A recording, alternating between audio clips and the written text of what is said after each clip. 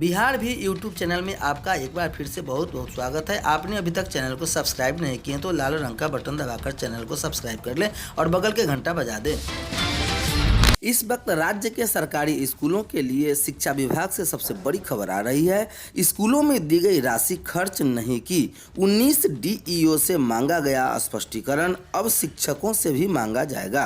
बिहार शिक्षा परियोजना परिषद ने स्कूलों के गतिविधियों में रुचि नहीं लेने और अल्प खर्च करने को लेकर 19 जिलों के डीईओ से स्पष्टीकरण मांगा है। स्कूलों में सत्र 2023-24 में क्लब से संबंधित गतिविधियों के कार्यान्वयन के लिए 27 करोड़ 7 लाख का ड्राइंग लिमिट निर्धारित किया गया था। ड्राइंग लिमिट के विरुद्ध राज्य के स्कूलों में 18 नवंबर तक 6 करोड़ 36 लाख रुपए ही खर्च किए हैं। राज्य के सरकारी स्कूलों में पढ़ने वाले बच्चों में नेतृत्व क्षमता के विकास के लिए यूथ क्लब और पर्यावरण संरक्षण के लिए इको क्लब गठित करने के लिए स्कूलों को राशि प्रदान की गई थी। दूसरी बड़ी खबर आ रही है बिहार सरकार शिक्षा विभाग विषय मिशन दक्ष। शिक्षा विभाग ने जब से विद्यालय अनुश्रवण प्रणाली स्थापित की है तब से दो बातें सुनिश्चित की जा रही है। पहला यह कि विद्यालय में शिक्षक नियमित आ रहे हैं, या दूसरा यह कि छात्रों की उपस्थिति में आशातीत वृद्धि हुई है। सघन अनुश्रवण के चलते विद्यालय के शैक्षणिक माहौल में सुधार हुआ है, किंतु यह और गंभीर बात सामने आई है। यह स्पष्ट हुआ है कि हर विद्यालय के प्रत्येक कक्षा में कुछ ऐसे छात्र हैं जो पढ़ाई में बहुत कमजोर हैं। यह स्वाभाविक होता है कि कक्षा 1 में कुछ छात्र अत्यंत मेधावी होते हैं, कुछ औसत और कुछ बहुत ही कमज़ोर होते हैं। जो पढ़ाई में बहुत ही कमज़ोर होते हैं वे इतने कमज़ोर होते हैं कि वे साक्षर भी नहीं कहलाए जा सकते हैं, यानी कि वे हिंदी भाषा का एक शब्द भी नहीं पढ़ पाते हैं। इसका परिणाम यह होता है कि यह छात्र 10वीं की बोर्ड परीक्षा उत्तीर्ण नहीं कर पाते हैं और ड्रॉप आउट हो जाते हैं। राज्य का ड्रॉप आउट रेट इस स्तर पर बहुत ज़्यादा है, जिस कारण राष्ट्रीय स्तर पर राज्य की स्थिति रैंकिंग काफ़ी गिर जाती है।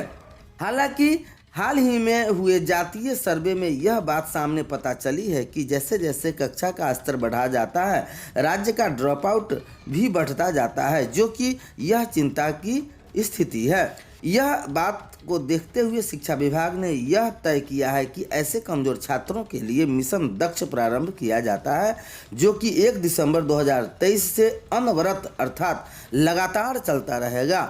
मिशन दक्ष हेतु के तहत निम्नलिखित मार्गदर्शिका तय की जाती है। पहला, मिशन का ध्येय 10वीं कक्षा के ड्रॉप आउट रेट में नगण्य करना। दूसरा, मिशन प्रारंभ करने की तिथि 1 दिसंबर 2023, मिशन समाप्ति की तिथि जब तक मिशन का ध्येय प्राप्त न हो जाए। चौथा, मिशन का कवरेज कक्षा 3 से 8 तक के विद्यार्थी। मिशन कवरेज के तहत संभावित छात्रों की संख्या लगभग 25 लाख। मिशन के अंतर्गत संभावित छात्रों हेतु शिक्षकों की उपलब्धता लगभग 5 लाख। मिशन का क्रियान्वयन के निम्नलिखित चरण होंगे। पहला चरण, यह तुरंत प्रारंभ होगा। इस चरण में राज्य के सभी प्रारंभिक विद्यालयों में कक्षा 3 से कक्षा 8 तक के ऐसे सभी विद्यार्थियों को चिन्हित किया जाए जो कि पढ़ाई में बहुत कमज़ोर हैं। इन्हें चिन्हित करने को कार्य 30 नवंबर 2023 तक पूरा कर लिया जाए। सभी प्रारंभिक विद्यालयों के प्राध्यापकों को निर्देशित किया जाता है कि वे कक्षा 1 से 8 तक के ऐसे शिक्षक को चिन्हित करें जो पढ़ाई में इतने कमज़ोर हैं कि उन्हें साक्षर करना भी मुश्किल होगा। ऐसे छात्रों को चिन्हित करने के लिए छात्रों के 3 अर्हताएँ होगी जो निम्नलिखित है। पहला, ऐसे छात्र जो हिंदी में नहीं वाक्य लगातार पढ़ सकते हैं।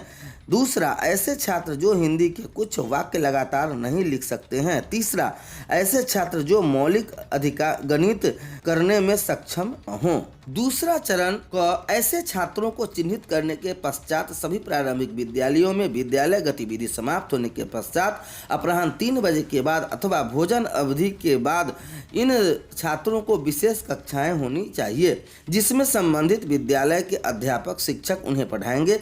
प्राप्त अनुभव के अनुसार ऐसे छात्रों की संख्या काफ़ी हो सकती है, अतः इन छात्रों को झुंड में नहीं पढ़ाया जा सकता क्योंकि इन्हें व्यक्तिगत ध्यान देने की आवश्यकता होगी। अतः ऐसे छात्रों के लिए यह अनुपात सुनिश्चित करना होगा कि एक अध्यापक शिक्षक 5 से ज़्यादा छात्रों को नहीं पढ़ाएं। प्रारंभिक विद्यालयों के इन अध्यापकों शिक्षकों का दायित्व होगा कि वे 5 छात्रों को एडॉप्ट करें और उन्हें उस कक्षा में योग्य बनाएं जिस कक्षा में वह तकनीकी रूप से नामांकन कराए हुए हैं। ख यद्यपि बिहार लोक सेवा आयोग द्वारा चयनित लगभग 80,000 प्रारंभिक शिक्षक अपने इकोसिस्टम में आ चुके हैं, परंतु यदि प्रति शिक्षक 5 छात्रों का अनुपात रखा जाता है तो स्वाभाविक है कि हमें शिक्षकों की कमी पड़ेगी। ऐसे में माध्यमिक एवं उच्च माध्यमिक के शिक्षकों को भी निर्देश दिया जाता है कि वे अपने फीडर एरिया के प्रारंभिक विद्यालय में जाकर पढ़ाएं। पूरे तौर पर गणना की जाए तो हमारे विद्यालय में इकोसिस्टम के लगभग 5 लाख शिक्षक हैं और यदि सभी शिक्षक 5-5 कमजोर बच्चों को एडॉप्ट करते हैं तो लगभग 25 लाख कमजोर बच्चों को विशेष कक्षाएं मिशन दक्ष के तहत ली जा सकती है। ये सभी अध्यापक शिक्षक अपने प्रारंभिक माध्यमिक के समय सारणी के अनुसार तो कक्षाएं लेंगे ही, अपितु इसके अतिरिक्त वे मिशन दक्ष के तहत भी प्रारंभिक विद्यालयों में जाकर 5-5 बच्चों की कक्षाएं प्रतिदिन लेंगे। नई शिक्षा नीति 2020 की कंडिका 4 के तहत माध्यमिक विद्यालयों के नियमित फीडर एरिया के एकेडमिक सपोर्ट में भी देने की बात कही गई है, यानी कि माध्यमिक विद्यालय के शिक्षकों से भी यह आशा की जाती है कि वे प्रारंभिक विद्यालयों में जाकर बच्चों को पढ़ाएंगे। टोला सेवक, इस मिशन में टोला सेवकों को भी लगाए जाएं। इन्हें 5 कमजोर विद्यार्थी सौंपे जाएं, जिनके अतिरिक्त उन्हें इस मिशन से संबंधित बच्चों को शिक्षकों तक पहुंचने का दायित्व भी सौंपा जाए। जिला शिक्षा पदाधिकारी यह सुनिश्चित करे कि सभी विद्यालय के साथ एक टोला सेवक टैग हो जाए। इस हद तक टोला सेवक रेशनलाइजेशन आवश्यक है। अंग tight, PIET, BIET, PTEC, CTE इन शैक्षणिक संस्थानों को भी इस मिशन को सीधे रूप से जोड़ा जाए। कमजोर बच्चों को पढ़ाने का मॉड्यूल बनाने में इसकी मदद ली जाए। इन संस्थानों में पढ़ रहे DLED, BEd के छात्रों को भी लगाया जाए, वे कमजोर विद्यार्थी को एडॉप्ट करें। BRC CRC का योगदान, इस मिशन में BRC CRC में उपलब्ध मानव संसाधन का इस्तेमाल किया जाए। BPMU के अंतर्गत मानव बल को भी कमजोर विद्यालयों को पढ़ाने का कार्य दिया जाए। प्रखंड स्तर पर राज्य में पर्याप्त मात्रा में अभियंता एवं अन्य मानव बल उपलब्ध कराया गया है, उन्हें भी इस मिशन में विद्यार्थियों को पढ़ाने का काम दिया जा सकता है। 6 ICT@स्कूल, इस मिशन पर तहत ICT@स्कूल के अंतर्गत जो ICT इंस्ट्रक्टर रखे जाएंगे उन्हें कमजोर विद्यार्थियों को पढ़ने का जिम्मा दिया जाए। साथ ही BOO मॉडल के तहत इंस्ट्रक्टर रखे जाएं और उन्हें भी विद्यार्थियों को पढ़ाने का काम दिया जाए। जो विशेष कक्षाएं की अवधि, विशेष कक्षाओं की कोई निश्चित अवधि तय कर पाना संभव नहीं है। संबंधित शिक्षक यह तय करे कि यह एक दिन में किसी विद्यार्थी पर कितना मानसिक भार डाला जा सकता है। विशेष कक्षाओं का कैलेंडर, यह विशेष कक्षाएं अकादमिक सत्र 2023-24 हेतु 1 दिसंबर 2023 से प्रारंभ होकर वार्षिक परीक्षा मार्च 2024 के ठीक पहले तक चलेगी, अर्थात लगभग 15 मार्च 2024 तक चलेगी। अकादमिक सत्र 2024-25 हेतु कक्षाएं, विशेष कक्षाएं 1 अप्रैल 2024 से प्रारंभ होकर लगातार अगले वर्ष 15 मार्च 2025 तक चलेगी। तृतीय चरण, इस अकादमिक सत्र 2023-24 की वार्षिक परीक्षा लगभग 20 मार्च 2024 से 31 मार्च 2024 के बीच चलेगी। इसमें यह 25 लाख चिन्हित विद्यार्थी भी शामिल होगा। यह परंपरागत वार्षिक परीक्षा लेने के पश्चात इन सभी 25 लाख बच्चों की जिला स्तर पर अलग से एक परीक्षा ली जाएगी। यह परीक्षा अप्रैल 2024 अथवा ग्रीष्मावकाश के दौरान ली जाएगी। यह परीक्षा जिला स्तर पर BIET, PTEC, CTE में रखी जाएगी। परीक्षा का प्रश्न पत्र तैयार करना भी इन्हीं संस्थानों का दायित्व होगा।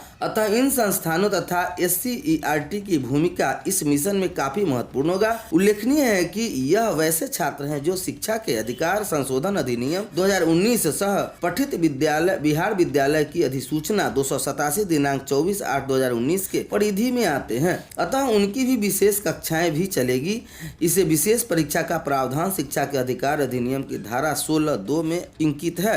8वां, प्रधान अध्यापक, विद्यालय अध्यापक, शिक्षकों की भूमिका क्या होगी। इस मिशन की सफलता या असफलता के लिए सभी प्रारंभिक माध्यमिक विद्यालय के अध्यापकों, शिक्षकों को जिम्मेदार माना जाएगा। उक्त परीक्षा में यदि ये बच्चे खराब प्रदर्शन करते हैं तो संबंधित प्रधानाध्यापक पर विभागीय कार्रवाई की जाएगी। साथ ही उन विद्यालय अध्यापक, शिक्षकों पर भी कार्रवाई होगी जिन्हें पढ़ाए जाने फेल होंगे। इन विद्यालय अध्यापक, शिक्षकों का वेतन जब्त किया जा सकता है अथवा निलंबन एवं इसी प्रकार के लघु दीर्घ दंड दिया जा सकता है। सभी अध्यापकों, शिक्षकों को यह स्पष्ट निर्देश दिया जाए, केवल दैनिक उपस्थिति से काम नहीं चलेगा। प्रत्येक प्रारंभिक माध्यमिक के अध्यापक, शिक्षक के प्रतिदिन कम से कम 6 पीरियड चेतना सत्र को छोड़कर पढ़ाई करानी होगी। एक पीरियड की अवधि 45 मिनट मानी जा सकती है। माध्यमिक शिक्षकों की उपस्थिति की वैधता उपरोक्त को देखते हुए यह भी सुनिश्चित किया जाए कि सभी माध्यमिक विद्यालयों के शिक्षकों की हाजिरी दैनिक रूप से तो चलेगी ही, किंतु वे यह भी अंकित करेंगे कि उन्होंने प्रतिदिन कितनी कक्षाएं ली। यदि किसी भी दिन 6 कक्षाएं चेतना सत्र को छोड़ और मिशन दक्ष की कक्षाओं को मिलाकर उनके द्वारा नहीं ली जाती है तो यह माना जाएगा कि वे विद्यालय में केवल सशरीर ही उपस्थित थे और उस दिन का वेतन भुगतान नहीं किया जाएगा। 10वां, मिशन का अनुश्रवण। राज्य स्तर पर मिशन का संचालन यह अनुश्रवण करने हेतु निम्नांकित समिति शिक्षा विभाग के अंतर्गत बनाई जाती है। निर्देशक, प्राथमिक शिक्षा अध्यक्ष, निर्देशक SCERT द्वारा नामित पदाधिकारी सदस्य, BEP द्वारा नामित पदाधिकारी सदस्य, उप निर्देशक प्राथमिक शिक्षा सदस्य सचिव। उपरोक्त समिति प्रतिदिन संध्या 5 बजे जिला स्तरीय DPO समग्र शिक्षा से इस मिशन की समीक्षा एवं अनुश्रवण करेंगे। यह समिति तय करेगी कक्षा 3 से कक्षा 8 के जो कमजोर विद्यार्थी चिन्हित किए गए हैं उनकी विशेष कक्षाएं किस स्तर की होनी चाहिए, उन्हें किस प्रकार पढ़ाया जाना चाहिए, उनकी विशेष परीक्षा का स्तर क्या होना चाहिए और उनकी शैक्षणिक गुणवत्ता में सुधार की स्थिति का प्रकार आंकड़ों में संधारित किया जाना चाहिए। उक्त समिति इस मिशन में शैक्षणिक सलाह हेतु राष्ट्रीय स्तर के ख्याति प्राप्त शिक्षाविदों की सेवाएं प्राप्त कर सकेगी और उन्हें देय मानदेय का निर्धारण कर सकेगी। शिक्षा विभाग का कमांड एंड कंट्रोल सेंटर इस समिति के पूरा लॉजिस्टिक सपोर्ट उपलब्ध कराएगा। उपरोक्त समिति जिला स्तरीय समिति के समन्वय स्थापित कर प्राप्त सुझावों के अनुसार उचित दिशा निर्देश निर्गत की जा सकेगी। शिक्षा विभाग की बजट शाखा इस मिशन पर होने वाली सभी प्रकार के व्यय की गणना कर तृतीय अनुपूरक की राशि प्राप्त कर BEP को उपलब्ध कराएगी। जिला स्तर पर इस मिशन की समीक्षा निम्नलिखित समिति करेगी। जिलाधिकारी अध्यक्ष, उप विकास आयुक्त सदस्य, जिला शिक्षा पदाधिकारी, सदस्य सचिव। यह समिति समाप्त में एक बार अवश्य बैठक करेगी और मिशन का अनुश्रवण करेगी। जिला स्तरीय समिति राज्य स्तरीय समिति के दिशा निर्देश पर काम करेगी। साथ ही जिला स्तरीय विषमताओं संसाधनों को देखते हुए मिशन के उपरोक्त दिशा निर्देश में आवश्यक संशोधन करने हेतु सक्षम होगी।